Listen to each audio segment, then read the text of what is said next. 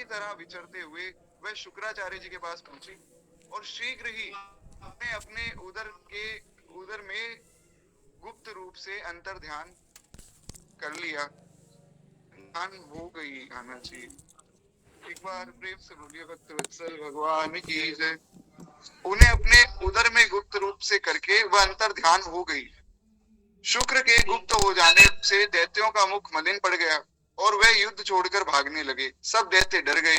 इस पर अनेक शुंभ निशुंभ और कालनेमी आदि सेनापतियों ने अपने भागते हुए वीरों को रोककर शिव गणों पर बड़ा कठिन प्रहार किया और ऐसे ही शिव जी के नंदी आदि सब वीर गणों, जिसमें गणेश जी स्वामी कार्तिकेय भी थे, उनको रोककर दैत्यों से भीषण युद्ध हुआ।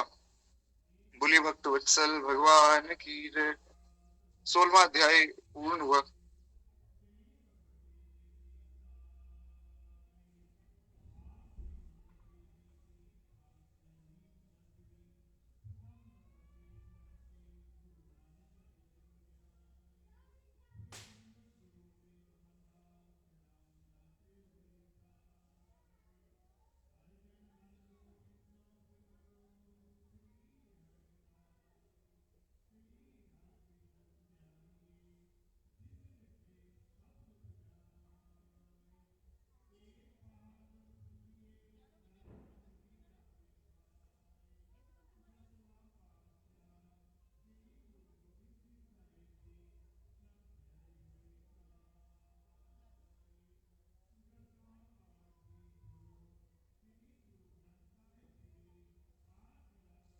परिचरणम। तो खैर एक बार प्रेम से बोलिए भक्त वत्सल भगवान की जय। तो जैसा कि आज की कथा में हम लोगों ने जो वर्णन सुना, उसमें यही वर्णन आया है कि हमने कल की कथा में सुना था भगवान शिव के क्रोध से एक जो है ऐसा भयंकर प्राणी उत्पन्न हुआ जिसका शरीर बहुत भयंकर था, जिसकी आकृति बहुत भयंकर थी। तो उसको भगवान शिव ने आज्ञा दी कि इस राहु को तुम खा जाओ, लेकिन दूत को मारने की हमारे यहाँ विधि नहीं है। दूत जो होता है उसको मारा नहीं जाता है, क्योंकि दूत तो अपने स्वामी का संदेश लाया है ना। जैसे हनुमान जी गए तो रावण ने कहा मार दो इसको, तो विभीषण जी ने कहा कि प्रभु इसको मारने से कुछ नहीं होगा, ये तो बेचारा दूत है, तो इसलिए इसको मारना उचित नहीं है। तो जालंधर ने जो है प्रस्ताव भेजा भगवान शिव के पास कि तुम्हारी पत्नी पार्वती मुझे दे दो। तो भगवान शिव को क्रोध आया तो वो जो भयंकर प्राणी उत्पन्न हुआ वो मारने के लिए उद्यत हुआ, पर भगवान शिव ने रोक लिया, क्योंकि भगवान शिव तो भगवान है और भगवान मर्यादा के विरुद्ध तो चलते नहीं। तो इसलिए शंकर जी ने उसे तो छोड़ दिया, राहु को तो बचा लिया। पर हुआ क्या, वो जो प्राणी उत्पन्न हुआ था उसने कहा कि प्रभु मैं क्या करूं, अब मैं तो कुछ ना कुछ खाए बिना रहूंगा नहीं, मुझे तो बहुत भूख लग रही है। तो भगवान शिव ने कहा कि तुम अपने हाथ पैरों का मांस खा जाओ, अपने ही शरीर का मांस तुम खा लो। और जब ऐसा शंकर जी ने कहा तो उसने अपने हाथ पैरों का मांस खा लिया, उसका केवल मुख रह गया। तब भगवान शिव बड़े प्रसन्न हुए कि तुमने मेरी आज्ञा का पालन किया और एक बार भी विचार नहीं किया कि अपना ही शरीर खा जाऊंगा तो महाराज मेरे पास रहेगा क्या। तो भगवान ने उनका नाम रखा कीर्ति मुख। और आज भी भगवान शिव ने उनको वरदान दिया कि तुम्हारी पूजा मुझसे भी पहले होगी। जब कोई मेरे मंदिर में आएगा तो सबसे पहले चौखट पे तुम्हारी पूजा करेगा, फिर मेरी पूजा होगी। तुम्हारी पूजा के बिना मेरी पूजा अधूरी है। इसलिए आप देखेंगे कभी शिव मंदिर जाएं तो मंदिर की चौखट पे भी थोड़ा सा जल जो चढ़ाया जाता है। हमारे यहाँ तो महाराज प्रभु कृपा से है ही मंदिर, हम तो बचपन से ही मंदिर में रहे। तो बचपन में प्रश्न होता था कि चौखट पे जल क्यों चढ़ाते हैं। तो यहाँ पद्म पुराण में कार्तिक महात्म्य में उसका समाधान प्राप्त हुआ। खैर एक बार प्रेम से बोलिए भूत भोलेनाथ भगवान की जय। तो आशा करता हूँ मेरी आवाज आ रही होगी आप लोगों को, क्योंकि क्या है कि थोड़े पटाखे चल रहे हैं, लोग सुबह सुबह भी पटाखे चला रहे हैं जी। तो आवाज आ रही है, बहुत अच्छा है। तो हम लोग वही कथा आज आगे सुन रहे थे कि अब राहु को तो छोड़ दिया, तो पृथु जी ने प्रश्न किया कि नारद जी फिर वो राहु कहाँ चला गया। तो नारद जी ने बताया कि देखो, जो राहु है वो बर्बर नाम के एक क्षेत्र में चला गया। थोड़ा सा यहाँ मिसप्रिंटिंग है इस कथा में। जो दो ग्रंथ हैं हमारे पास यहाँ पे। एक तो जैसे मैंने आपको बताया था, एक बाजार से मैं पुस्तक लाया था, और एक पुस्तक जो मैंने ऑनलाइन मंगाई थी, जो वास्तव में पुरानी पोथी जो है, पुरानी लिपि जो है, उसके उसके जैसी है। तो यहाँ पर जो माताएं कथा सुनने आती हैं, उन्होंने आपस में ही कथा शुरू की। तो उनके पास क्या है, थोड़ी सी समय की कमी रहती है, तो उन्होंने सोचा कि बड़ा ग्रंथ छोड़कर हम लोग छोटी वाली पोथी पढ़ लेते हैं, और वो है भी पढ़ने में थोड़ी सरल, तो आपस में वही पढ़ लेंगे। अब फिर जो चल रही है पोथी, उसको बदला नहीं जा सकता है। मैं बीच में दूसरा ग्रंथ शुरू कर दूं, वो ठीक नहीं है। तो इसलिए थोड़ी सी मिसप्रिंटिंग है, उसके लिए मैं क्षमा प्रार्थी हूँ। तो राहु एक बर्बर नाम के क्षेत्र में चला गया, और फिर वहां जाकर वो राहु धीरे धीरे जालंधर के पास पहुंचा। यहाँ तक की कथा हमने कल सुन ली थी। अब वो राहु जालंधर के पास पहुंचा, उसने बताया, शिव जी का सारा प्रस्ताव बताया कि जालंधर, तुम मूर्ख हो, और अब जो है हमारा तुम्हारा युद्ध होगा, और अब तुम्हारी कोई खैर नहीं, अब तुमको बचा नहीं सकता है। जालंधर ने बात सुनी, उसने सब दैत्यों की सेना एकत्रित की। फिर भगवान शिव ने भगवान विष्णु को बुलाया। भगवान विष्णु से कहा कि प्रभु, आप महाराज जाके उसके घर पे बैठ गए, जालंधर के, अब मैं उसको मारूं कैसे? तो जिसके घर पे विष्णु बैठे हैं, उसके घर पे मैं कैसे आक्रमण करूं? तो भगवान ने कहा कि मेरी पत्नी का भाई है। दूसरी बात ये है कि प्रभु, इसको आप मारेंगे, इसको मैं नहीं मार सकता, ये आपके अंश से उत्पन्न हुआ है, मैं शिव अंश को कैसे मार दूं? तो मैं तो शिव का भक्त हूँ, तो मैं उनके अंश को कैसे मारूं? ये तो अपराध है।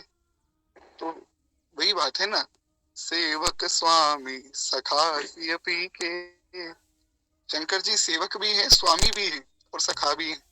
तो शंकर जी ने कहा कि फिर आप ऐसा कीजिए कि आप और लक्ष्मी माता, आप दोनों वापस वैकुंठ चले जाइए, और देवताओं को मैं किसी जगह भेज दूंगा, तो फिर हम इससे युद्ध करेंगे। तो सब देवता आदि युद्ध में आ गए, और भगवान अपने धाम चले गए, क्योंकि भगवान को तो लड़ना नहीं है। और शंकर जी महाराज और शंकर जी के सारे गण, नंदी जी, कार्तिकेय जी, गणेश जी, पिंगी भृंगी, सब लोग एकत्रित हो गए, सब लोग युद्ध के लिए चले। अब युद्ध होगा, कल भी युद्ध ही होगा, युद्ध का ही प्रसंग कल आएगा। तो ये कथा हमने आज सुनी। तो एक बार प्रेम से बोलिए भक्तवत्सल भगवान की जय। अब हम थोड़ा सा जो हमारा प्रसंग है वो सुन लेते हैं। हमारी जो कथा है उसमें भी अंतिम भाग ही शेष रह गया है, जहां तक दास का ध्यान है। तो शायद आज वो दूसरी वाली कथा हमारी पूर्ण हो जाएगी, जो हम सुन रहे थे, पद्म पुराण का जो भाग था। तो फिर प्रयास करेंगे कि हम लोग अब स्कंद पुराण का जो कार्तिक महात्म्य है, मैं देख लेता हूँ कितना बड़ा है, क्योंकि अब जो है अमावस्या हो गई, तो अब लगभग लगभग 14 दिन की कथा रह गई। तो हमारे पास अभी भी 13-14 दिन है। हम कोशिश करेंगे कि 13-14 दिन में अगर स्कंद पुराण का महात्म्य भी पूर्ण हो पाएगा, तो हम वो भी सुन लेंगे साथ में ही। फिर एक बार प्रेम से बोलिए भक्तवत्सल भगवान की जय। तो हम लोग श्री कार्तिक मास में एकादशी के व्रत के विषय में चर्चा कर रहे थे। भगवान शिव जो है श्री कार्तिकेय जी को सब विधि, सब महिमा आदि सुना रहे हैं। आप लोगों को सारी कथाएं समझ आ रही है ना? दो दो कथाएं चल रही हैं, तो ऐसा तो नहीं कि आप लोग कंफ्यूज हो गए, क्योंकि अभी आगे स्कंद पुराण की जब कथा होगी, तब फिर हम एक ही कथा सुनेंगे जी। तो खैर एक बार प्रेम से बोलिए भक्तवत्सल भगवान की जय। कहते हैं कि व्रतधारियों में श्रेष्ठ कार्तिकेय, अब मैं तुम्हें महान पुण्यदायक व्रत बताता हूँ। यह व्रत कार्तिक के अंतिम 5 दिनों में किया जाता है, जिसे भीष्म पंचक कहा जाता है। इसकी बड़ी भारी महिमा है भीष्म पंचक की। अगर कोई पूरे महीने में कार्तिक मास में स्नान नहीं कर पाया, व्रत नहीं कर पाया, कोई नियम नहीं लिया, अंतिम 5 दिन अगर उसने श्रद्धा भाव से भीष्म पंचक में व्रत कर लिया, तो फिर जो है उस व्यक्ति को पूरे महीने में व्रत का नियम का पुण्य प्राप्त हो जाता है। अब उसकी महिमा भगवान शिव बता रहे हैं। 1 मिनट मुझे केवल दीजिए।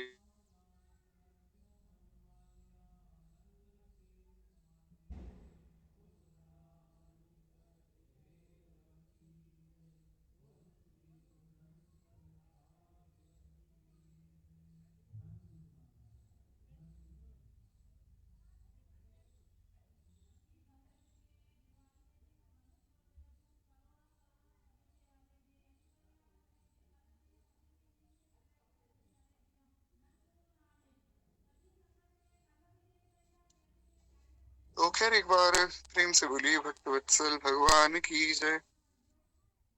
तो कहते हैं कि इसे भीष्म जी के भीष्म पंचक कहा जाता है। इसे भीष्म जी ने भगवान वासुदेव से प्राप्त किया था। ये जो 5 दिन है भीष्म जी ने प्राप्त किया था भगवान से, इसलिए इन्हें भीष्म पंचक कहा गया। कहते हैं कि भगवान केशव के सिवा दूसरा कौन ऐसा है जो इस व्रत के गुणों का यथावत वर्णन कर सकता है। यानी कि भगवान को छोड़कर दूसरा कोई इस व्रत की महिमा नहीं गा सकता है। बड़ी भारी महिमा है भीष्म पंचक की। वशिष्ठ, भृगु और गर्ग आदि मुनीश्वरों ने सतयुग के आदि में कार्तिक के शुक्ल पक्ष में इस पुरातन धर्म का अनुष्ठान किया। ये कोई सामान्य व्रत नहीं, क्योंकि जो वशिष्ठ जी, भृगु जी, गर्ग जी, बड़े बड़े सप्तऋषि हैं, ये स्वयं इस व्रत का अनुष्ठान सतयुग में कर चुके हैं। सतयुग से चला आ रहा है। भगवान की सेवा पूजा तो हमारा सतयुग में भी होती थी, और सतयुग ही है। आप देखिए कि खूब सुंदर जो है हम लोग कथा सुन रहे हैं भगवान की, दीपदान हो रहा है। और कल तो दीपावली थी, कल तो खूब दीपदान किया होगा आप लोगों ने भी। तो खूब भगवान को दीपदान हो रहा है, सब भक्तजन मिलके भगवान के सामने स्तुति करते हैं, खूब आनंद होता है। तो यही तो सतयुग है, और सतयुग की दूसरी कोई परिभाषा नहीं। जी, तो खैर ये बड़ा अच्छा है, कल आप लोगों ने खूब दीपदान किया, तो इससे आपको पूरे मास में दीपदान की जो है प्राप्ति हो गई, क्योंकि दीपावली पे दीपदान बड़ा श्रेष्ठ है। अमावस्या के दिन दीपदान करने की बड़ी भारी महिमा है, और बाकी पूरे महीने तो किया ही है। तो इसीलिए जो है हमने कथा के पूर्व में ही सुन लिया था कि जो व्यक्ति इस व्रत का अनुष्ठान करता है उसके पुण्य की कोई लिपिबद्ध कोई पोथी नहीं है, क्योंकि उसका पुण्य कोई लिख ही नहीं सकता है। तो उसका खाता खत्म हो जाता है यमराज के यहाँ, फिर वो भगवान के यहाँ शुरू होता है। तो हमारा जो सारा दीपदान आदि है वो भगवान देख रहे हैं। खैर एक बार प्रेम से बोलिए भक्तवत्सल भगवान की जय। तो इस प्रकार से हम लोग सुन रहे थे कि सतयुग से ये सब व्रत चले आ रहे हैं, और वास्तव में सब सतयुग ही है। आजकल तो सब लोग ही खूब भजन भाव में लगे हुए हैं। यही तो सतयुग है। अभी 10,000 वर्ष जो है कलयुग के पहले, उनमें खूब भगवान का भजन अभी होगा। 10,000 वर्षों बाद घोर कलयुग आ जाएगा, फिर भक्ति भाव थोड़ा सा कम हो जाएगा। इसलिए अभी हमारे पास समय है, खूब भजन हम करें, और अभी महाराज निकल जाएं इस संसार से, ताकि फिर आना ही ना पड़े। कई लोग कह रहे थे 2026 में दुनिया खत्म हो जाएगी, तो अभी भी हमारे पास खूब समय है। हम लोग अभी 26 से पहले पहले भजन कर लें खूब। दुनिया तो खैर खत्म नहीं होगी, पर हमारा भजन बन जाएगा इसी भाव से। किसी भी बहाने भजन नहीं छोड़ना चाहिए, भजन की बड़ी भारी महिमा है। तो खैर एक बार प्रेम से बोलिए भक्तवत्सल भगवान की जय। इसी प्रकार से यहाँ शंकर जी बता रहे हैं, कहते हैं राजा अम्बरीश ने त्रेता आदि युगों में इस व्रत का पालन किया। ब्राह्मणों ने ब्रह्मचर्य का पालन जप हवन कर्म आदि के द्वारा, क्षत्रियों एवं वैश्यों ने सत्य शौच आदि के पालन पूर्वक इस व्रत का अनुष्ठान किया। सत्यहीन मूढ़ मनुष्य के लिए इस व्रत का अनुष्ठान असंभव है। सत्य का पालन बहुत जरूरी है जीवन में। सत्य होगा तो हमारे पास बल होगा। धर्म होता है तो बल आता है व्यक्ति में। आप देखिए, जो सुबह एक व्यक्ति 4 बजे उठ रहा है और 4 बजे उठ के भगवान का स्मरण करता है, नाम जप आदि करता है, ब्रह्मचर्य का पालन करता है, उसमें बड़ी शक्ति रहती है।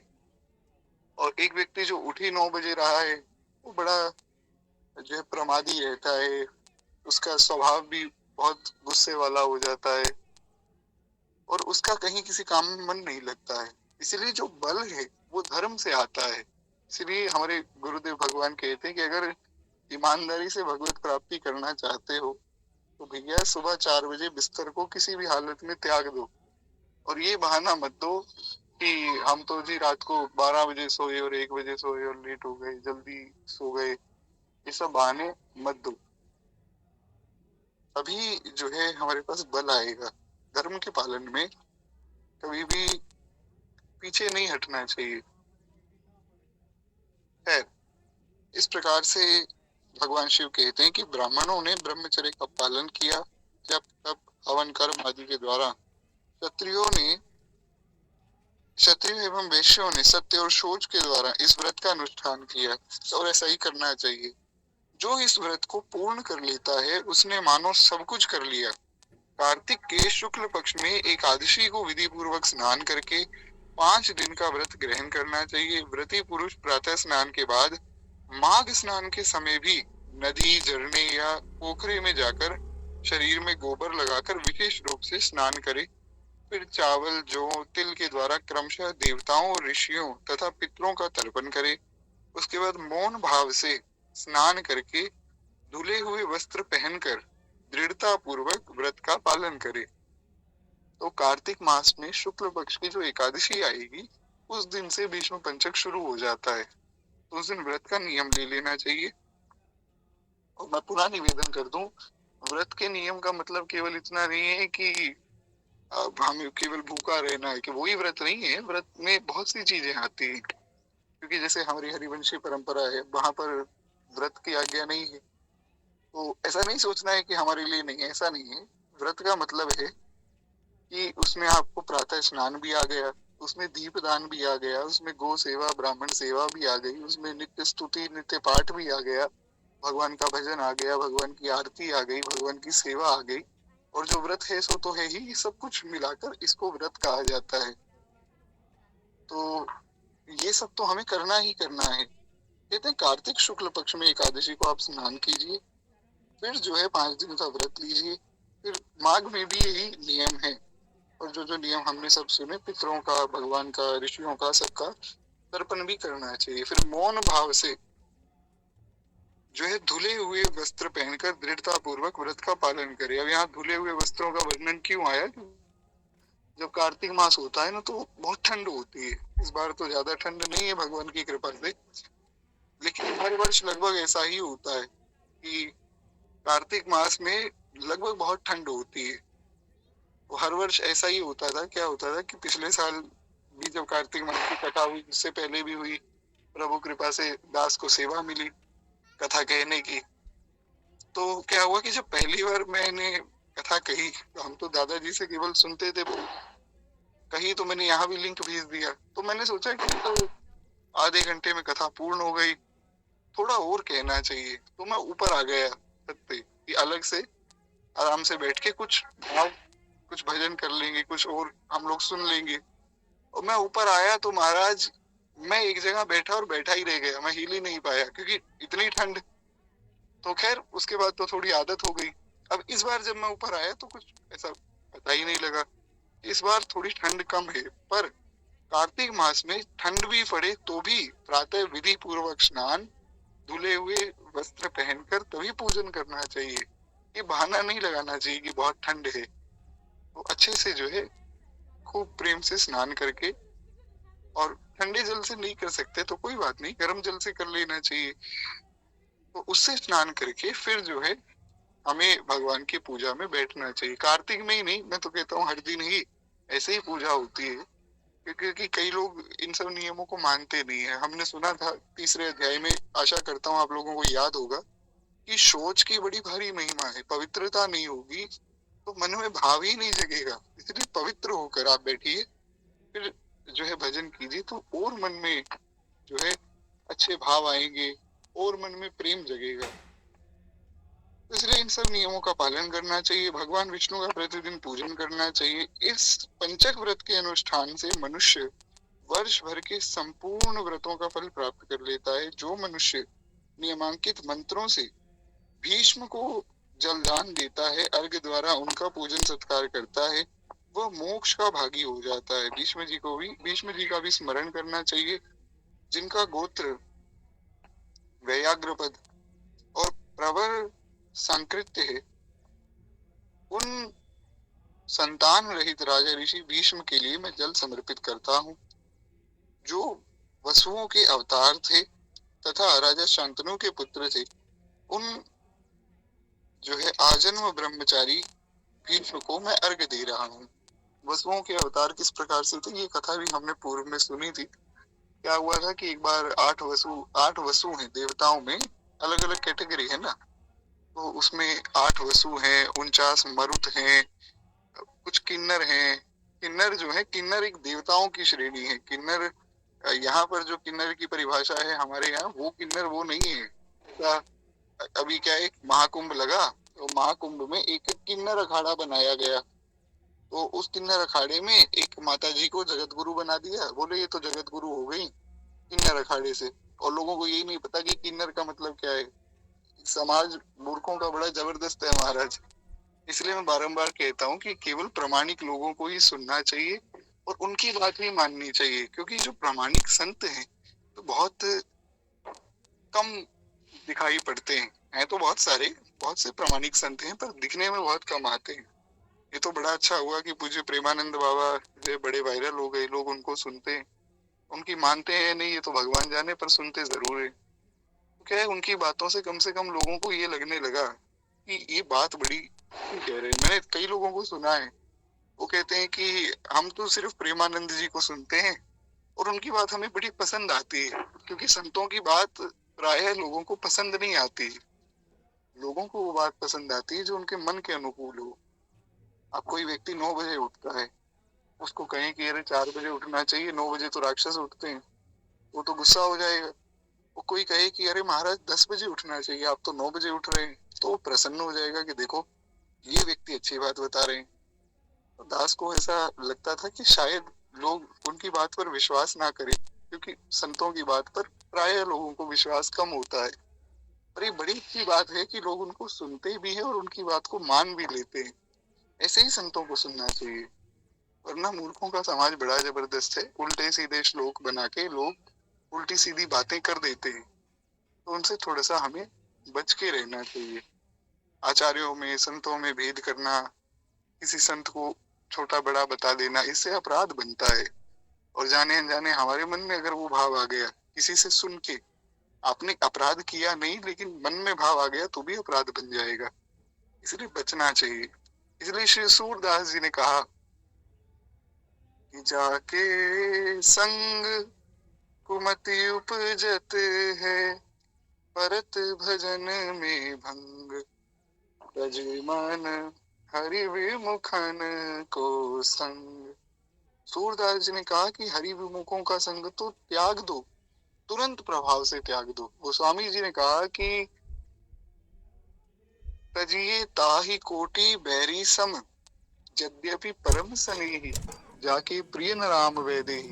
गोस्वामी तुलसीदास जी महाराज कहते हैं कि चाहे कितना ही बड़ा तुम्हारा हितैषी हो, अपना हो, प्रेमी हो, पर अगर वो भगवान से विमुख है, जिसको भगवान प्रिय नहीं है, संत प्रिय नहीं है, ग्रंथ प्रिय नहीं है, गो माता प्रिय नहीं है, उसको करोड़ों दुश्मनों के समान त्याग दो, क्योंकि वो कष्ट देगा। और ये बात सब संतों ने कही। भजन कम बने कोई बात नहीं, पर दुष्टों का संग ना हो, इस बात का हमें विचार रखना चाहिए। तो खैर एक बार प्रेम से बोलिए भक्त वत्सल भगवान की जय। अच्छे संतों का, वैष्णवों का ही संग होना चाहिए। तो खैर हम लोग सुन रहे थे कि इस प्रकार से जो है देवताओं में बहुत सी श्रेणियां हैं। तो जो किन्नर है, किन्नर की परिभाषा यहाँ अलग है। यहाँ तो मूर्ख लोग अपनी तरफ से परिभाषा करते हैं। वास्तव में जो किन्नर है वो देवता हैं, देवताओं की एक श्रेणी है, उनको किन्नर कहा जाता है। जैसे इंद्र हो गए, वैसे ही वो वे लोग हैं। तो ऐसे 8 वसु हैं देवताओं में। तो 33 करोड़ देवी देवता हैं, और 33 करोड़ में से कुछ वसु हैं, कुछ किन्नर हैं, कुछ गंधर्व हैं, कुछ आदि आदि बहुत से सब देवता हैं। तो ये जो 8 वसु हैं, एक बार ये धरती पे आए, और धरती पे आके इन्होंने देखा वशिष्ठ जी के पास महाराज बड़ी सुंदर गायें हैं, और जब बड़ी सुंदर वो कामधेनु गैया को देखा तो वशिष्ठ जी से कहा कि गैया हमें दे दो। वशिष्ठ जी ने कहा ये गैया तो भैया हमारे पास भगवान की सेवा के लिए है, गौ माता की हम सेवा करते हैं, फिर इनसे जो दूध आदि हमें मिलता है उससे फिर भगवान को भोग लगाना, यज्ञ करना, क्योंकि पहले के सब ऋषिगण हवन करते थे ना, तो बोले हवन में घी की बड़ी आवश्यकता है, और शुद्ध घी से ही हवन होता है। गाय का घी ना हो फिर हवन निष्फल हो जाता है। तो विशुद्ध भारतीय वेद लक्षणा गौ माता का घी जो है उसी से ही हवन होता है। तो हम तो भगवान की सेवा में जो है इनका घी आदि उपयोग करते हैं। आप ले जाओगे तो फिर हम भगवान की पूजा कैसे करेंगे? बोले नहीं, आपको हम स्वर्ग की गाय दे देंगे, और क्योंकि जो कामधेनु गो माता है वो स्वर्ग की गाय से भी ज्यादा श्रेष्ठ है। आपको एक अंदर की बात बता देता हूँ। हमारे पूज्य गुरुदेव भगवान ऐसा कहते हैं कि संसार में जितनी भी गौ माता हैं वो सब कामधेनु ही है। गाय में भी भेद नहीं करना चाहिए। गाय तो गाय है, गावो विश्वस्य माता है। गाय तो विश्व की माता है। खूब जो है गौ सेवा करनी चाहिए और गौ सेवा की भी बड़ी भारी महिमा है। खैर, तो इस प्रकार उन्होंने कहा कि आप जो है अपनी गाय अगर नहीं देंगे तो हम छीन के ले जाएंगे। तो इन लोगों ने एक प्लान बनाया कि हम चोरी कर लेंगे। अब जब चोरी करने का विचार हुआ तो उन 8 में से एक वसु आगे गया गाय चुराने।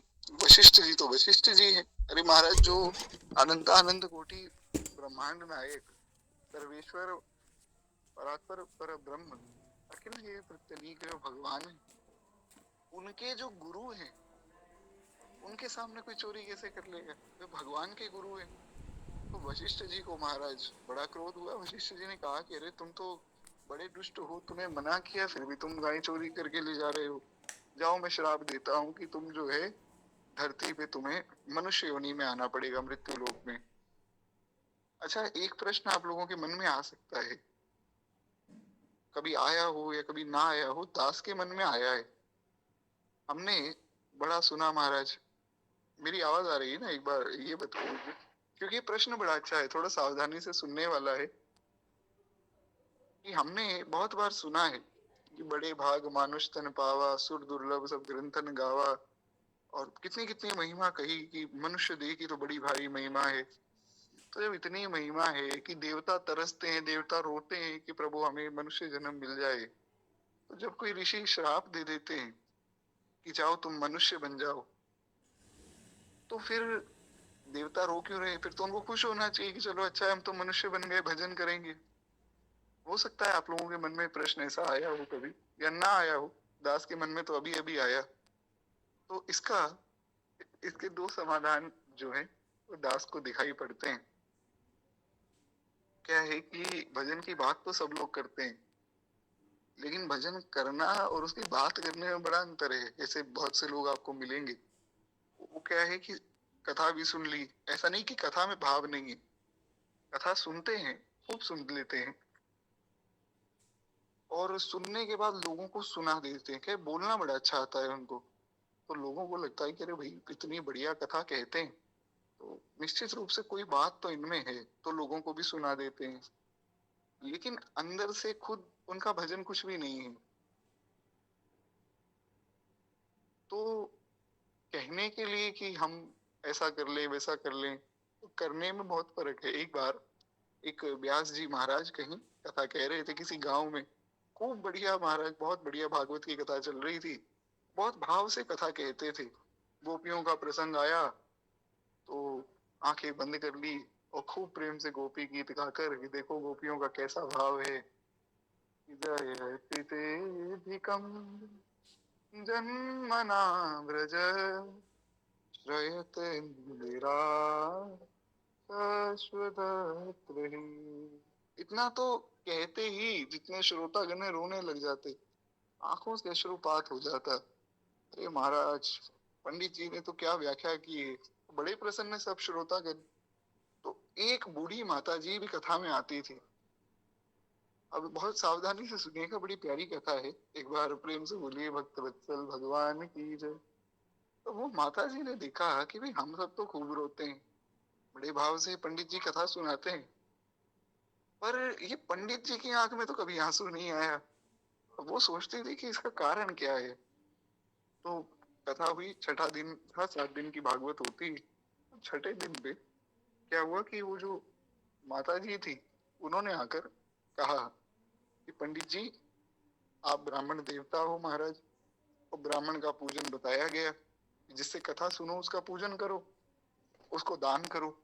तो मैं आपको वस्त्र आदि दान करना चाहती हूँ, पर मैं थोड़ा सा अलग तरीके से करूंगी कि सब लोग जिन्होंने कथा सुनी वो रुपया पैसा चढ़ाएंगे, वस्त्र देंगे, वो यहाँ आकर दे देंगे।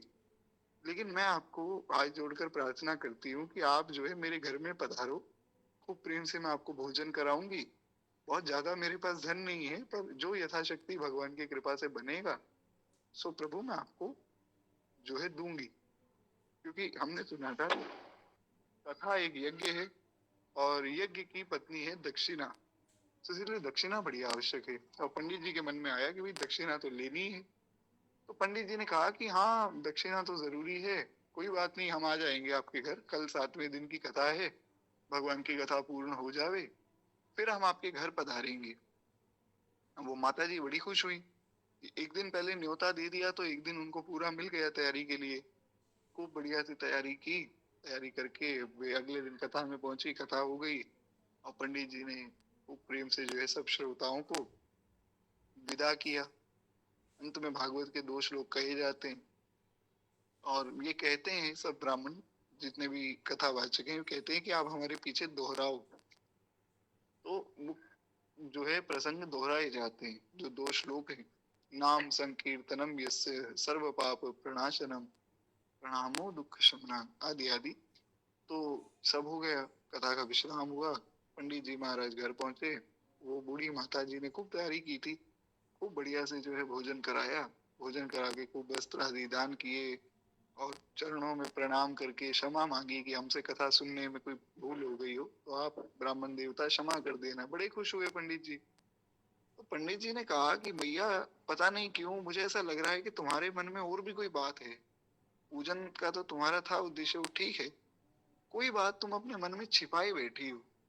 उन्होंने कहा कि मैं आपसे एक प्रश्न पूछना चाहती थी बड़े दिनों से, पर मैं पूछ नहीं पा रही हूँ, संकोच लगता है। बोले कोई बात नहीं, तुम तो हमारी माता जैसी हो, पूछो।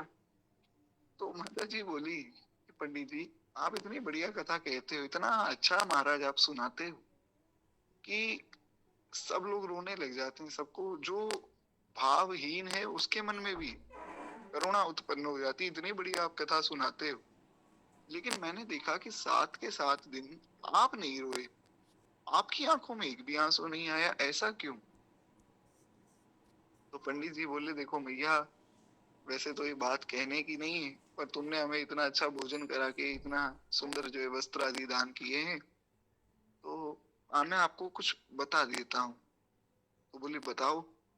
बोले देखो, हम इतनी बढ़िया कथा इसलिए कहते हैं कि श्रोतागण रोवे। अब वे रोएंगे तो उनके मन में भाव जगेगा कि भी पंडित जी तो बड़ी अच्छी कथा कहते हैं, तो भाव भाव में वो कुछ दान दक्षिणा ज्यादा कर देंगे। ऐसा होता है कलयुग में। क्या है कलयुग में जो विधि है उसका पालन नहीं है। कि विधि तो है कि 1.25 जो है दक्षिणा होती है महाराज कथा की, 1.25 अगर किसी को मिले कथा की दक्षिणा की तो पर्याप्त है, और 1.25 से कम नहीं होनी चाहिए, ऐसा शास्त्र का विधान है। और वो 1.25 हम लोग भी इस बार कथा की दक्षिणा रखेंगे, लेकिन 1.25 ही, उससे ज्यादा नहीं। क्योंकि दास को जो प्रेरणा हुई भगवत प्रेरणा, उससे हम लोग कथा की पूर्ति के लिए इस भाव को करेंगे। खैर एक बार प्रेम से बोलिए भक्त वत्सल भगवान की जय। तो पंडित जी ने कहा कि वैसे तो 1.25 दक्षिणा है, पर श्रोता तो श्रोता है महाराज, उनके मन में कुछ आ जावे वे तो 1.25 की जगह 125 कर दें। पुराना जमाना था, पैसों की बहुत कीमत थी, तो भाव भाव में कर देते हैं लोग कि भाई पंडित जी बड़ी अच्छी कथा सुनाते हैं। तो ऐसा ही होता है, जो लोग दिख रहे हैं बहुत बड़ी, उन्होंने जनता इकट्ठी कर ली, तो लोगों को लगता है कि भाई ये तो कुछ अच्छा काम कर रहे होंगे। तो क्या हुआ, एक जगह में बैठा था तो किसी ने कहा, बोले कि अरे ये सब बाबा जी तो सब ढोंगी होते हैं। तो मैंने कहा सब ढोंगी होते हैं? बोले हाँ सबके सब ढोंगी ही। तो मैंने कहा महाराज और किसी को तो ना देखो, पूज्य प्रेमानंद बाबा को देखो, कितना बढ़िया सत्संग चल रहा है, ना किसी से पैसा लेते ना रुपया लेते। बोले इतनी महंगी गाड़ी में घूमते हैं। तो मैंने कहा कि आप ले आओ गाड़ी, आपके पास भी खूब धन है, आप उससे महंगी गाड़ी ले लो। तो गाड़ी कोई उनके नाम थोड़ी है, तो भाई भगत जी आए हो, महाराज जी डायलिसिस के लिए जाना है, आप हमारी गाड़ी में बैठ जाइए। तो गाड़ी पर कृपा हुई महाराज जी की कि वो बैठे, तो कोई उन्होंने अपने लिए थोड़ी गाड़ी ले रखी है। तो भगवान की सेवा में उनको जाना है, तो गाड़ी का प्रयोग अगर किसी संत ने कर लिया, आपको क्या आपत्ति है भैया? बोले नहीं नहीं, अरे कहीं ना कहीं तो कुछ पैसे लेते होंगे। फिर उन्होंने एक व्यक्ति का नाम लिया, उनको मैं तो नहीं जानता, और बोले ये है असली संत। क्यों? ये पैदल चल रहे हैं और पैदल ही चलते जा रहे हैं, नंगे पांव चलते हैं और बस यही इनका जीवन है। तो मैंने कहा कि आपने पूज्य प्रेमानंद बाबा को कहा कि हमने कौन सा देखा है पैसे लेते हैं या नहीं, इनको कौन सा आपने देखा है कि ये पैसे लेते हैं? नहीं, क्या पता लेते हो, बाहर जो नंगे पांव चलते हो, क्या पता लेते हो। बोले नहीं नहीं, ये मुझे असली संत लगे, मैं तो कभी कुछ दान दक्षिणा दूंगा तो मैं इनकी फाउंडेशन को ही दूंगा। अब आप समझिए कि वो पैसे नहीं लेते पर दान दक्षिणा की फाउंडेशन उनकी है। हालांकि हम किसी संत के विरोध में नहीं बोलते, इसलिए मैंने नाम भी नहीं लिया, मैंने ये भी नहीं बताया कि वो करते क्या है, क्योंकि आइडिया लग जाएगा। तो हम संत की निंदा करने थोड़ी बैठे, मैं केवल एक भाव निवेदन कर रहा हूँ कि समाज की स्थिति ये है कि उनको लगता है कि संतों को पहले परखो कि संत सही है या गलत है, फिर जो है हमारा मन करेगा तो दान देंगे, यानी कि हम संतों से भी बड़े हैं और ये संत तो हमारे सामने सब मांगने वाले हैं, ये तो सब पैसे मांग कर खाते हैं। उनको क्या पता कि जिनकी व्यवस्था भगवान कर रहे हैं, उनको मांगने की क्या आवश्यकता है। ये समाज की स्थिति है। तो पंडित जी ने कहा कि ये स्थिति मैं समझ गया पहले, बाकी कथावाचक तो अपनी कथा कहते हैं, चले चले जाते, जो मिल गया मिल गया, लेकिन मैं मार्केट की ये चाल समझ गया। तो मैंने क्या किया कि मैं इतनी सुंदर कथा कहता हूँ कि भाव जग जाए, और जब भाव जग जाता है फिर अधिक दक्षिणा मिलती है। कि आप जैसी माता जी बड़ी प्रसन्न होकर घर में भोजन के लिए बुला लेती हैं। अब घर में कोई पंडित जी आए तो कथा में तो आपने रुपया पैसा चढ़ा दिया, हो गया। अब घर में कोई ब्राह्मण आए हैं तो वस्त्र भी देने हैं, खूब दक्षिणा भी देनी है, तो यहाँ तो और फायदा है। तो पंडित जी ने कहा कि मैया, मैं तो इसलिए सबको रुलाता हूँ, और आपने पूछा कि मैं कब रोता हूँ, तो जब कभी दक्षिणा कम हो जाती है तो हमारी आंखों से भी अश्रुपात हो जाता है। बोली भक्त वत्सल भगवान की जय। तो इस प्रकार से भजन की शिक्षा देने में और भजन करने में बड़ा अंतर है। तो मैं ये नहीं कह रहा हूँ कि देवताओं का भजन में मन नहीं लगता होगा, पर एक भाव जो गुरु कृपा से दास के मन में आया कि कहना और करना अलग अलग है। कहने में तो सब देवता कहते हैं हमें मनुष्य जन्म मिल जाए, भजन करें, खूब भजन करें महाराज, और जब करने की बारी आती है तब आप स्वयं देखिए, जब भी कोई ऋषि श्राप देते हैं तो डर जाते हैं कि अरे हमें मनुष्य क्यों बना दिया। तो इसलिए कथनी करनी एक होनी चाहिए। आप देवताओं की बात छोड़िए, आप हमारी बात लीजिए। हम भगवान की कृपा से जब मनुष्य जन्म मिला, माता के उदर में थे, तो माता के उदर में बड़ा कष्ट हुआ। आप में से किसी को याद है वो कष्ट?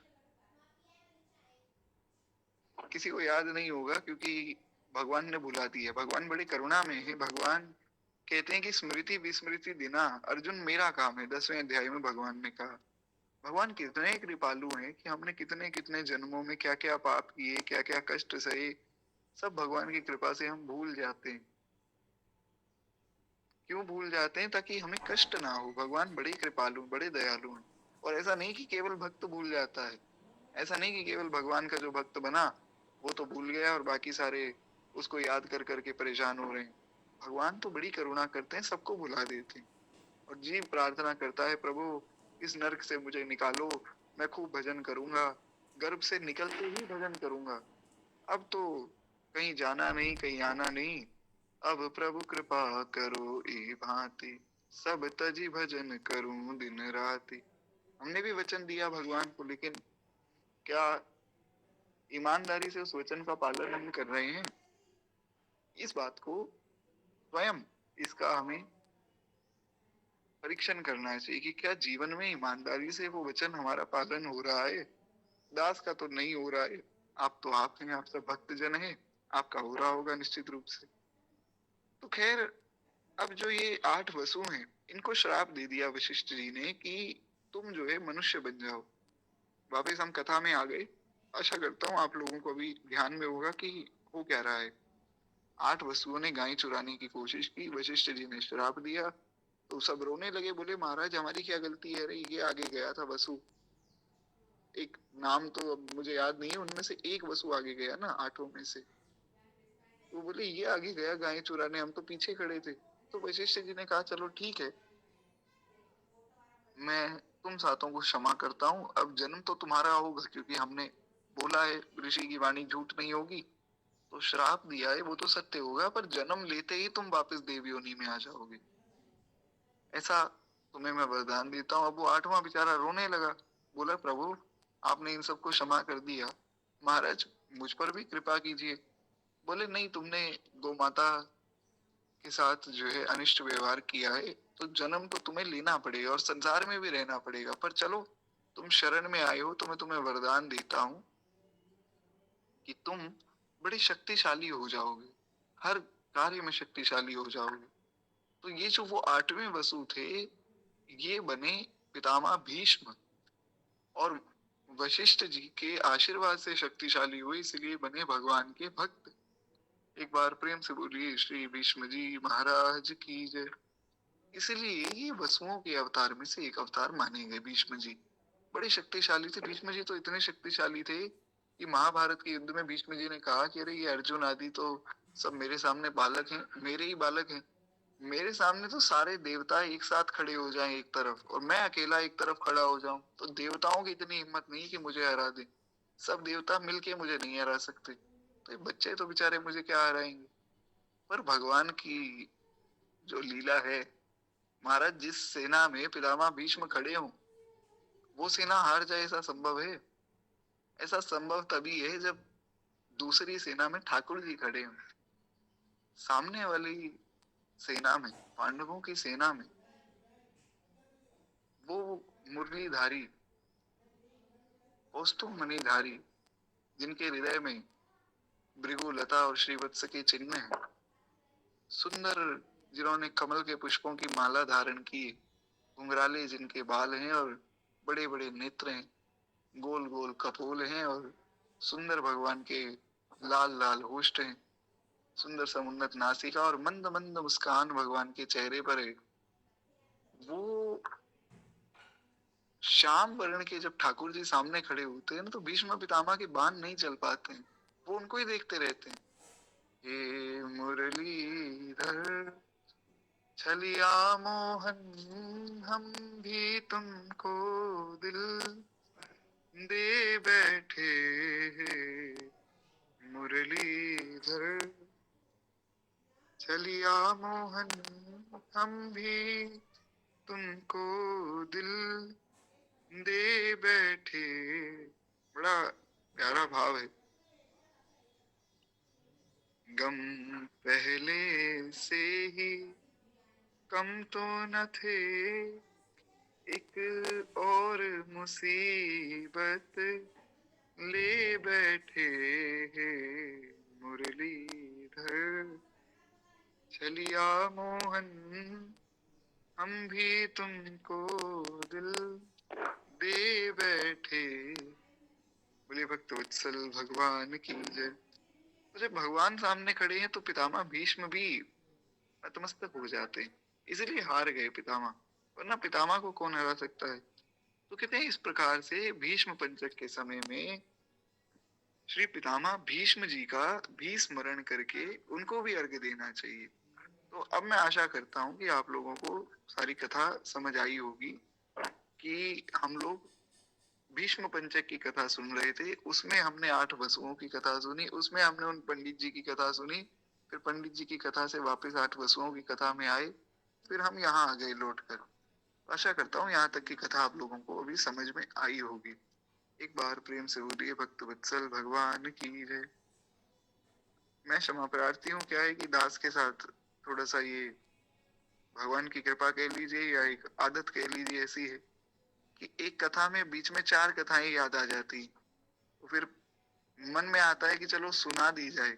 अब एक और कथा याद आई थी, अब आप लोग कहें तो छोटी सी कथा है, वो भी सुना देता हूँ। बड़ी प्यारी कथा है महाराज। परम पूज्य परम श्रद्धेय दादा गुरुदेव श्री भक्तमाली जी महाराज का चरित्र हमने सुना। जिसने नहीं सुना तो YouTube पर पड़ा है, पूरी प्लेलिस्ट है, आप वहां से सुन सकते हैं। अद्भुत चरित्र है महाराज जी का। महाराज जी का तो जीवन ही अद्भुत। एक बार क्या हुआ, हमारे गुरुदेव भगवान पूज्य श्री परमहंस बाबा हैं हमारे मलुक पीठ में, तो 100 वर्ष से ऊपर उनकी आयु है। पूज्य परमहंस बाबा और गुरुदेव भगवान और सब संत जन बैठे थे, तो सब शिष्य ही थे दादा गुरुदेव भगवान भक्तमाली जी महाराज। वे भगवान की सब बात सुनाते। तो एक बार कुछ प्रश्न हमारे गुरुदेव भगवान ने किया। उन्होंने कहा कि महाराज जी, ये जो है जन्माद्यस्य वाला जो श्लोक है, भागवत का मंगलाचरण है, ये बहुत ज्यादा गहन है। लोग पूरी पूरी भागवत की कथा कहे जाते हैं। आज का तो महाराज बड़ा विचित्र समय है। हर व्यक्ति भागवत की कथा कह रहा है। एक एक वो व्यक्ति है, वो तो नाटक करते रहते हैं बैठे मंच पे। तो भागवत वो भागवत थोड़ी है। भागवत तो महाराज वो भागवत है जो सुखदेव जी ने सुनाई। भागवत कोई सामान्य ग्रंथ है। कितनी कितनी तपस्या चाहिए भागवत पढ़ने के लिए, जानने के लिए, तब भागवत समझ में आती है। किसी अरे गहरे व्यक्ति से भागवत सुनेंगे तो कुछ मन में भाव नहीं जगेगा। सुखदेव जी जैसा जब कोई सच्चा वक्ता होगा ना, वो जब भागवत कहेगा, तब महाराज मन में भागवत आएगी। पूज्य इंद्रेश जी महाराज बड़े प्रिय हैं लोगों के। हर व्यक्ति जो है, छोटे छोटे बच्चे कहते हैं कि हमारे जय जय हैं। तो वो जय जय की कितनी तपस्या है। जब वो जय जय बने, ऐसे ही थोड़ी जय जय बन गए।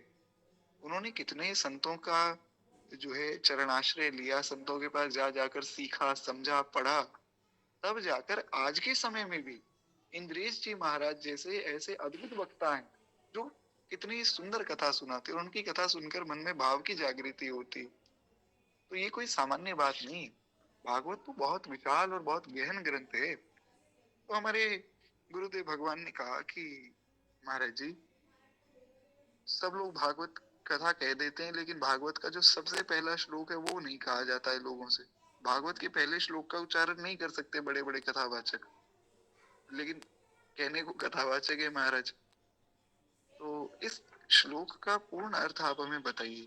पूरा प्रश्न तो दास को याद नहीं है। ऐसा ही कुछ प्रश्न कुछ गुरुदेव भगवान ने किया। तो जब उन्होंने प्रश्न किया तो दादा गुरुदेव भगवान सुनाने लगे।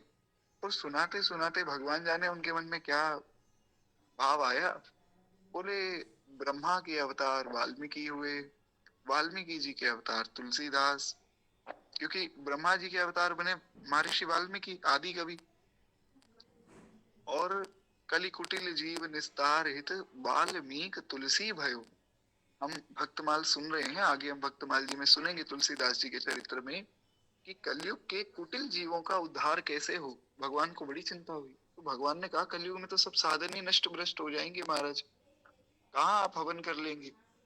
जब बाजार में बिकने वाला नकली घी, उससे हवन हो रहा है, तो कहाँ हवन होगा। क्या देवताओं को हविष मिलेगा।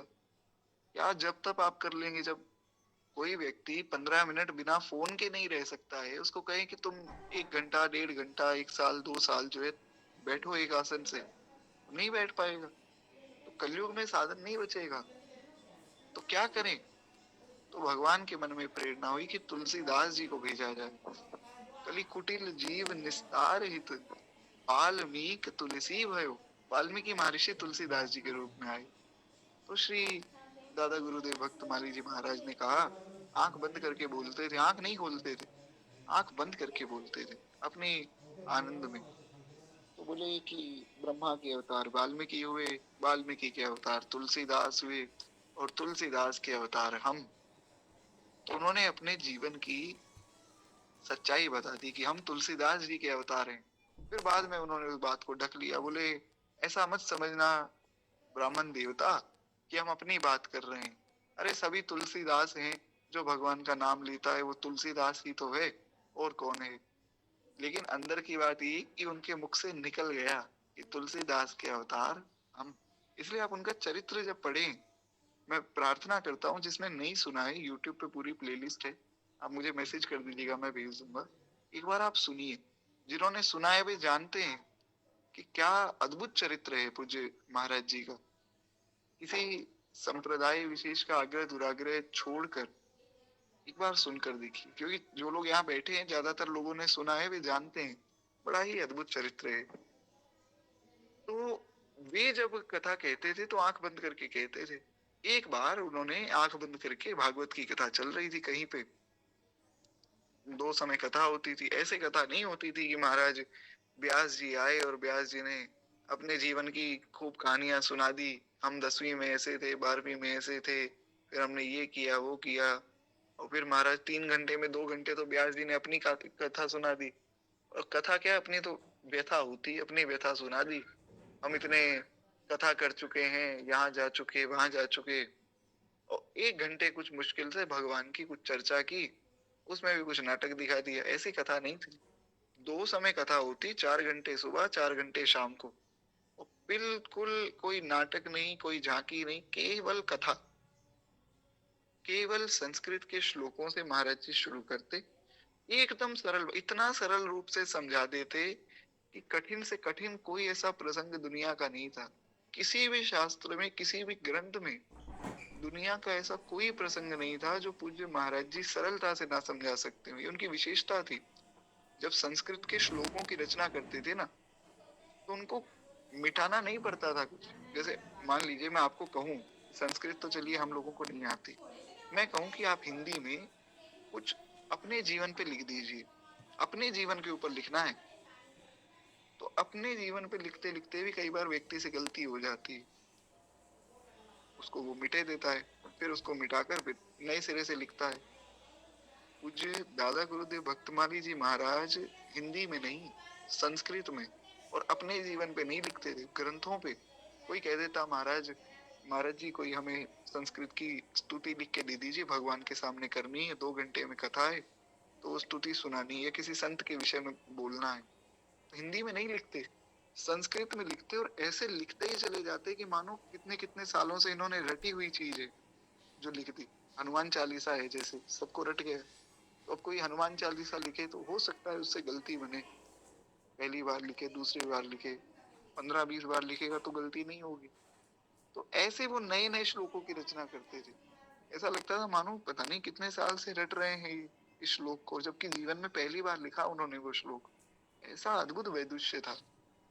तो बैठे चर्चा करने लगे।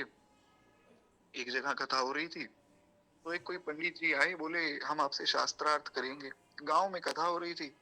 महाराज जी बोले ब्राह्मण देवता, हम तो पढ़े लिखे ही नहीं है, आप महाराज ब्राह्मण हैं, पढ़े लिखे पंडित हैं, हम आपसे क्या शास्त्रार्थ करेंगे। तो पंडित जी ने कुछ 4-5 बातें कही। दादा गुरुदेव भगवान तो सहज स्वभाव से बड़े बड़े ही दीन थे, कुछ नहीं बोले।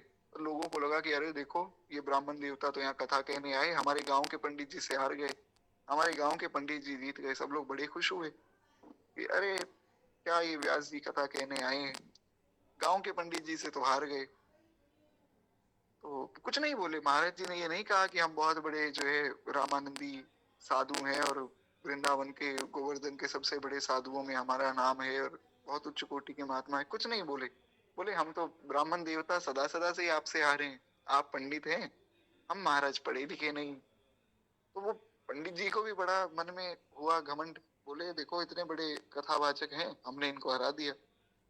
तो शाम के समय में कथा हुई, और जब कथा में वो पंडित जी आकर बैठे, और पंडित जी ने देखा कि महाराज जी कथा कहना आरंभ किया महाराज जी ने, और पंडित जी ने देखा कि जन्माद्यस्य वाला जो पहला श्लोक है भागवत का, 4 घंटे में केवल और केवल पहले श्लोक पर ही चर्चा करते गए महाराज जी। तो पंडित जी नतमस्तक हो गए, रोने लग गए कि अरे इतना बड़ा विद्वान, कि भागवत का जो पहला श्लोक है जो लोगों को बोलना नहीं आता है, उस पे 4 घंटे तक इन्होंने प्रवचन कर दिया, एक श्लोक से आगे नहीं बढ़े।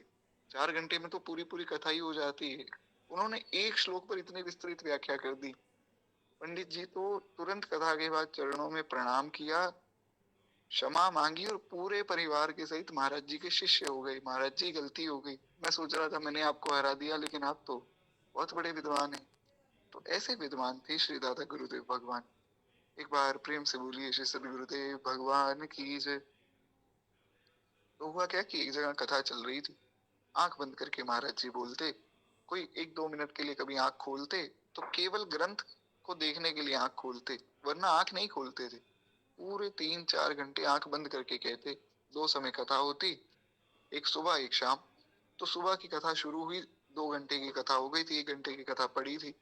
तो महाराज जी बोले कि इस प्रकार से श्री वृंदावन बिहारी श्री ठाकुर जी ने प्रथम बार श्री राधा रानी का दर्शन किया, राधा रानी ने श्री ठाकुर जी का दर्शन किया, और इतना कहते ही उनके नेत्रों से अश्रुधार बहने लग गई, शरीर एकदम लाल हो गया, कांपने लग गया शरीर, रोमांच हो गया, रोंगटे खड़े हो गए महाराज, आंखें लाल हो गई, ऐसा लग रहा था मानो इनके शरीर में बहुत भारी ऊर्जा आ गई, ऐसा लगता था मानो शरीर फट जाएगा।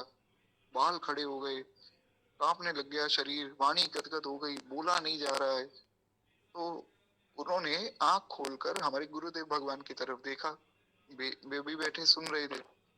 गुरुदेव भगवान की तरफ देखा तो महाराज जी बताते हैं कि हमारी तरफ जब उन्होंने देखा तो हमने देखा उनकी आंखों में इतनी लाल आंखें तो हमने कभी किसी की नहीं देखी।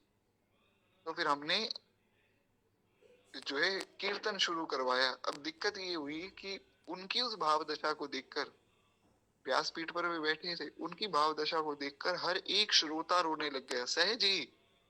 जो मुझ जैसे लोग वहां बैठे थे ना, जिनके मन में कभी भी कोई भाव नहीं जगा, वो भी रोने लग गए। ऐसी स्थिति हो गई। तो महाराज जी बताते हैं, गुरुदेव भगवान बताते हैं कि हम भी रोने लग गए। तो हम कीर्तन करवावे, गोविंद जय जय गोपाल जय जय, लेकिन हमसे गोविंद ही ना बोला जाए। बड़ी मुश्किल से जैसे तैसे कीर्तन हुआ। उसके बाद कथा हो ही नहीं पाई, कथा नहीं हो पाई। महाराज जी को दो तीन लोग आकर उठाकर लेकर गए। ऐसी स्थिति हो गई, महाराज जी से तो हिला ना जाए। सब लोग कीर्तन करके चले गए। शाम को फिर कथा हुई, शाम को बड़े अच्छे से कथा हुई।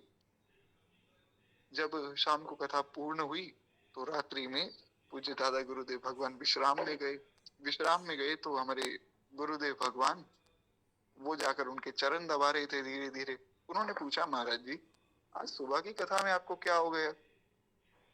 और जैसे ही ये पूछा फिर उनकी वही दशा शुरू हो गई, आंखें लाल, शरीर कांपने लग गया, होंठ महाराज एकदम लाल हो गए, मुख ही एकदम लाल, जैसे जैसे सुबह अरुणोदय का जो सूर्य होता है, अभी लगभग 15-20 मिनट पहले वैसा ही सूर्य था, एकदम लाल। तो वैसा शरीर हो गया। तो महाराज जी डर गए कि अरे हमने गलती से ये प्रश्न पूछ लिया। फिर थोड़ी देर बाद जब उनको पुनः होश आया तो उन्होंने कहा, पंडित जी क्या बतावें, अरे रस को अलग रख के कथा कहनी पड़ती है, अपने मन के भावों को छोड़कर कथा कहनी पड़ती है, वरना हम कथा ही ना कह पाए। अपने हृदय की स्थिति किसी को क्या कहें? तो ये होते हैं कथावाचक। एक तो हम लोग सोचते हैं कि महाराज हम में कोई भाव जगे, हम भगवान की स्तुति करें, कोई भाव मन में आ जाए। और दादा गुरुदेव भक्तमाली जी महाराज कह रहे हैं कि कोई भाव मन से निकले, एक बार भाव को अलग रख दें तब जाकर कथा कह पाएंगे। ये उनकी स्थिति है। ऐसे अद्भुत महापुरुष, एक बार प्रेम से बोलिए श्री दादा गुरुदेव भक्तमाली जी महाराज की जय। तो ऐसा, ऐसे भी कथावाचक है, ऐसा नहीं कि वो जो पंडित जी दक्षिणा लेने आए और माता जी ने प्रश्न किया कि पंडित जी तुम क्यों नहीं रोते हो, वो भी है।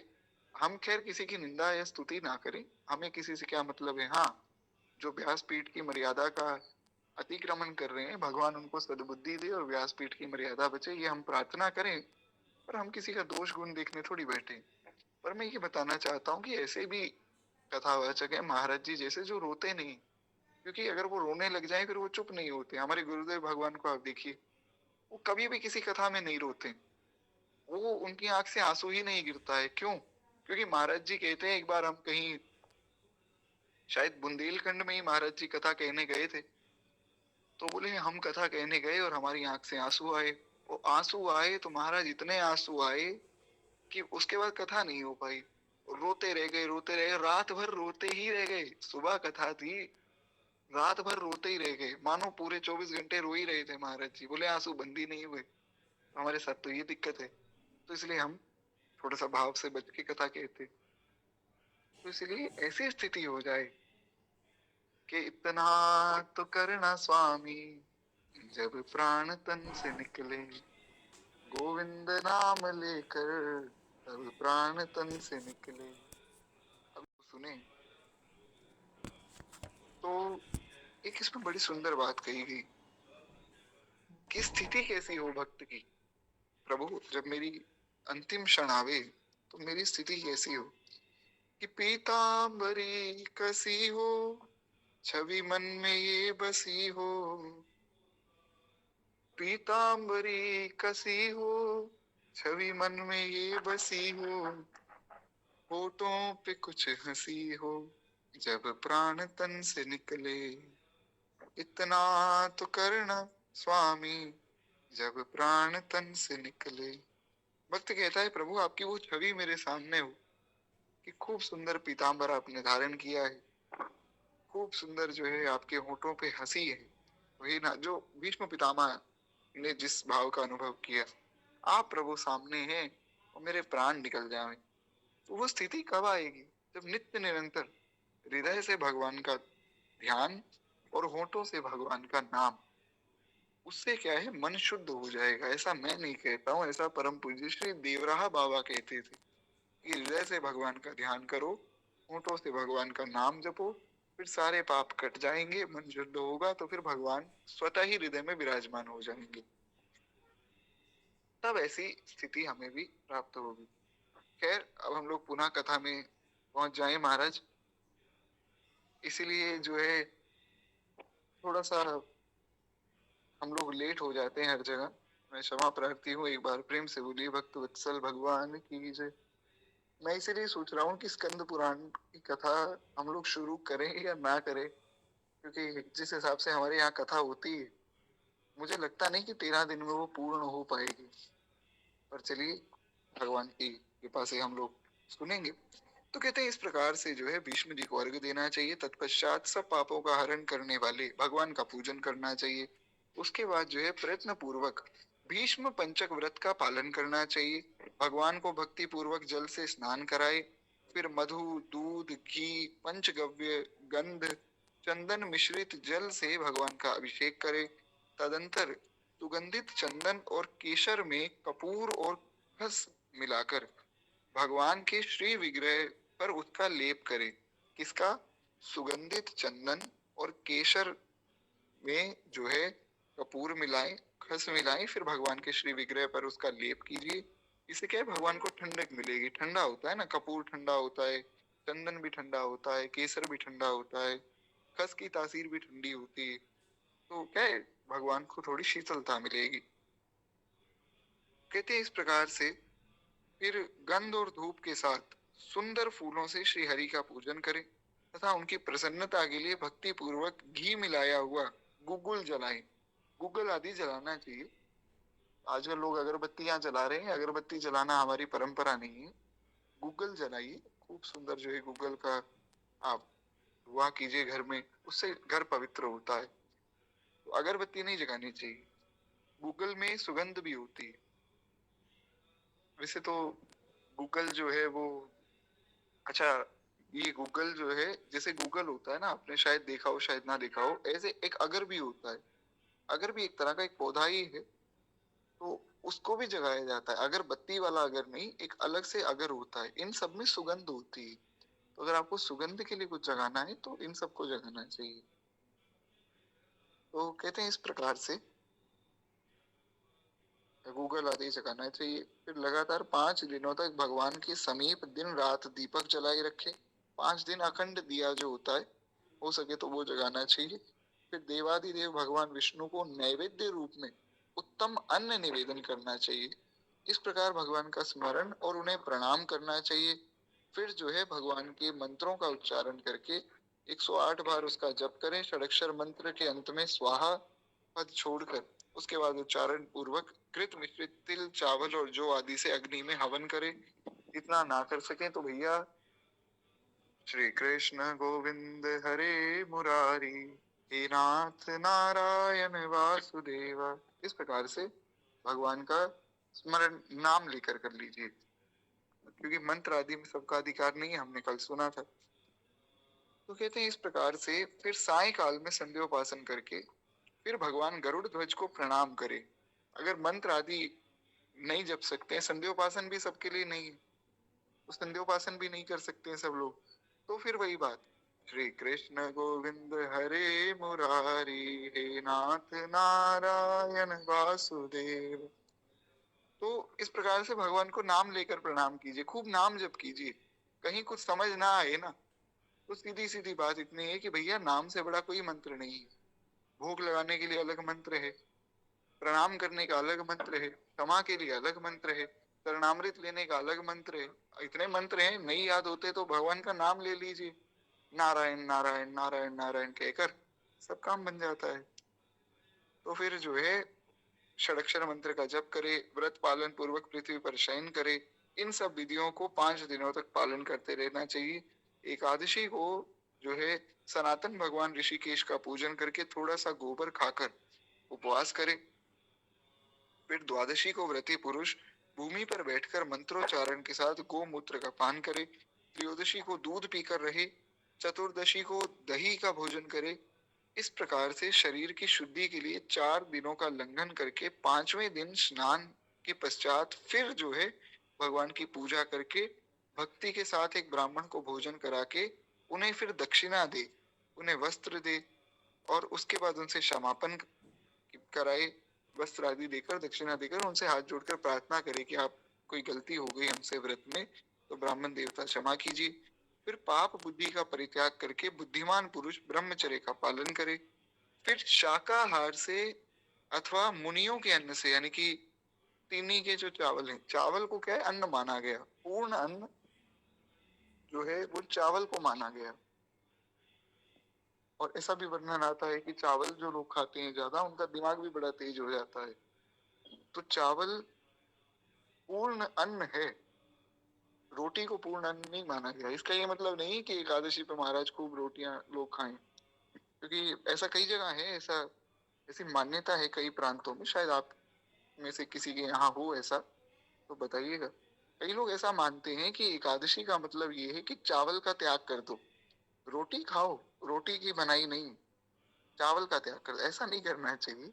हाँ ठीक है, चावल पूर्ण अन्न है पर बाकी सब कुछ भी अन्न तो है। तो हमारे महाराज जी ने एक बार कहीं किसी कथा में कहा कि चावल एक पूर्ण अन्न है और जो गेहूं है उसको पूर्ण अन्न नहीं कहा गया। तो लोगों ने वो क्लिप काट ली। जैसा दास ने निवेदन किया, लोगों को वो बात पसंद आती है जो उनके मन के अनुकूल हो, और क्लिप काट कर चला दी कि महाराज जी कह रहे हैं चावल ही अन्न होता है, रोटी तो अन्न नहीं है।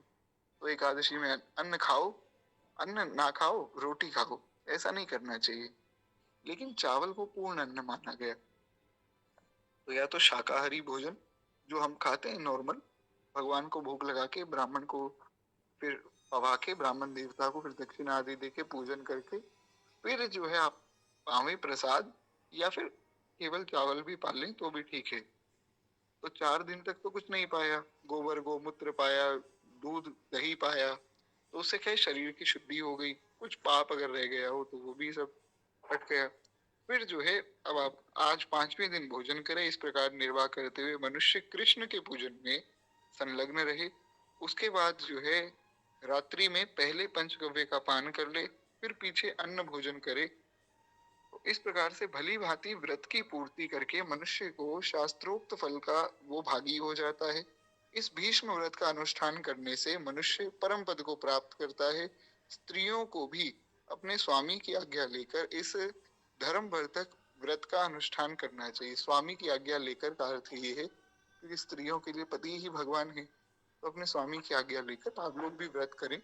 और स्वामी को ये चाहिए कि महाराज वो अगर स्वामी है, पति परमेश्वर है, तो वो भी अपनी जो भी अर्धांगिनी है, धर्म पत्नी है, उनको भगवान के व्रत आदि की प्रेरणा स्वयं दे।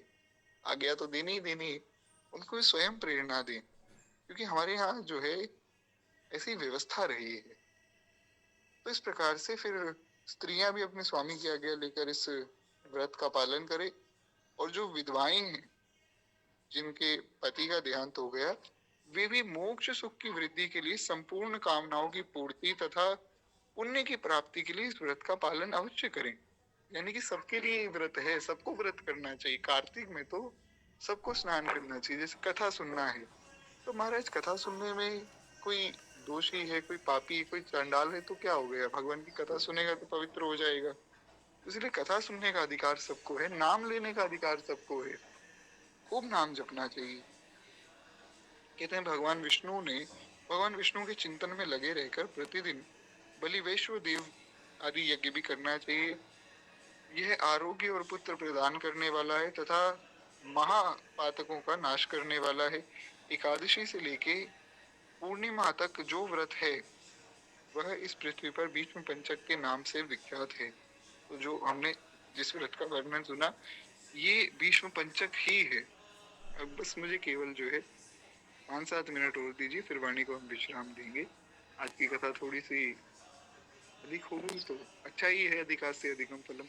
फिर कल से हम लोग जो है स्कंद पुराण की कथा शुरू करेंगे। आज मैं देख लूंगा अगर लगभग 13-14 दिन में हो पाएगी तो हम लोग फिर स्कंद पुराण वाला जो महात्म्य है, कार्तिक का ही महात्म्य है स्कंद पुराण में, हम लोग वो सुन लेंगे फिर थोड़ा सा।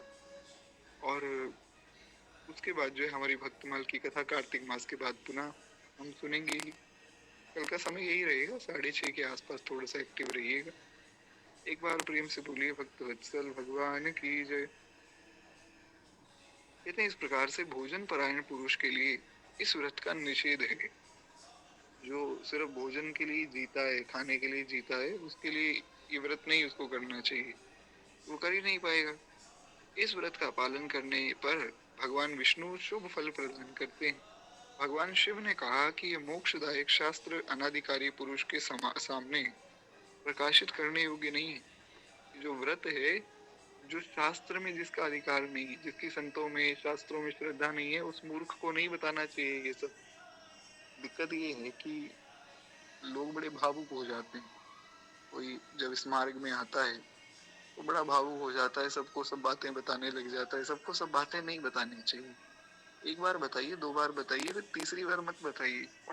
उससे क्या है कि जैसे मान लीजिए आपने किसी संत के विषय में बताया, उसने नहीं माना सामने वाले ने, आपने फिर बताया कि नहीं भैया संतों की शरण में जाओ, नाम जपो, उसने नहीं माना, तो फिर तीसरी बार मत बताइए, क्योंकि वो संतों की निंदा करेगा।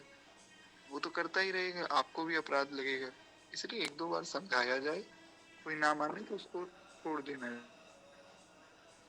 तो खैर कहते हैं इस प्रकार से जो मनुष्य इसका श्रवण करता है वो मोक्ष को प्राप्त करता है। हे कार्तिकेय, इस व्रत को यत्न पूर्वक गुप्त रखना चाहिए। जो त्यागी मनुष्य हैं वे भी यदि इस व्रत का अनुष्ठान करें तो उनके पुण्य को बतलाने में मैं असमर्थ हूँ। इस प्रकार कार्तिक मास में जो कुछ भी फल है वो सब मैंने बता दिया। भगवान कृष्ण कहते हैं कि देव भगवान शंकर ने पुत्र की मंगल कामना से यह व्रत उसे बताया था। पिता के वचन सुनकर कार्तिकेय आनंद मग्न हो गया। जो मनुष्य भक्ति पूर्वक इस कार्तिक महात्म्य का पाठ करता है, सुनता है और सुनकर हृदय में धारण करता है, वह सब पापों से मुक्त होकर भगवान विष्णु के लोकों को जाता है। इस महात्मा का श्रवण करने मात्र से ही धन, धान्य, यश, पुत्र, आयु और आरोग्य की प्राप्ति होती है। इस प्रकार कार्तिक मास का जो महात्म्य है, पद्म पुराण अंतर्गत कार्तिक मास महात्म्य संपूर्ण। बोले विष्णु भगवान की जय, बाल कृष्ण लाल की जय, उमापति महादेव की जय, सब संतन की जय, सब भक्तन की जय, आज के आनंद की जय। जय जय श्री सीताराम, जय जय श्री राधेश्याम। नमः पार्वती पतये, हर हर महादेव शंभु। तो अभी के लिए आप सबसे आज्ञा चाहूंगा। कमल नेत्र स्तोत्र सब लोग पढ़ रहे हैं ना नित्य, वो पढ़ते रहिए। और किसी का कोई प्रश्न आदि हो तो व्हाट्सएप पर चर्चा करेंगे। अभी के लिए आज्ञा चाहूंगा। नारायण नारायण।